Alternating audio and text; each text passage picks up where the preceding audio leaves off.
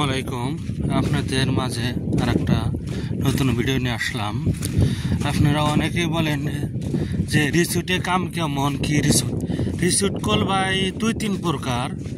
এক ভাই রিসুট তৈরি করতেছে, এই যে দেখাইতেছি যে না সাইড নাও একটা রিসুট 27টা রিসুট উঠবে।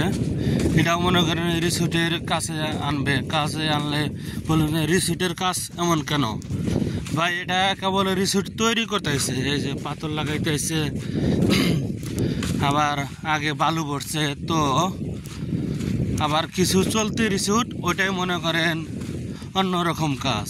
তো আপনারা বাংলাদেশের থেকে আসার আগে জেনে আসবেন যে চলতে রিসুট না রিসুট কেবল বানাইতেছে ওই রিসুটে। তো না যাই না আইসে না পরে যে দালাল দিয়ে বকাবকি করবেন কি নিজে করবেন, এভাবে কোনো সময় করবেন না।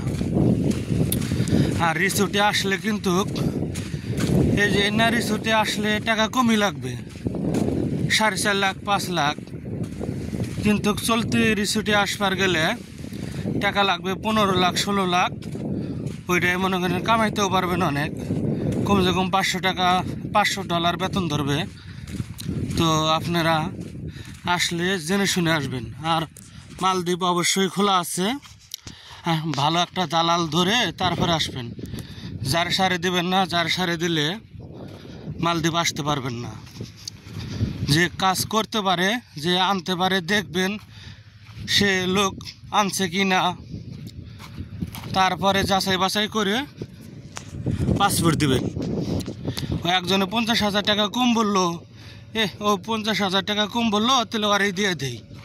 একজন 50,000 বেশি নিক, কিন্তু সে যদি লোক 15-20টা আইনা থাকে তারে দিবেন পাসপোর্ট। তো এটাই আমার ভিডিও ছিল। আশা করি সবাই ভালো থাকবেন। আল্লাহ হাফেজ।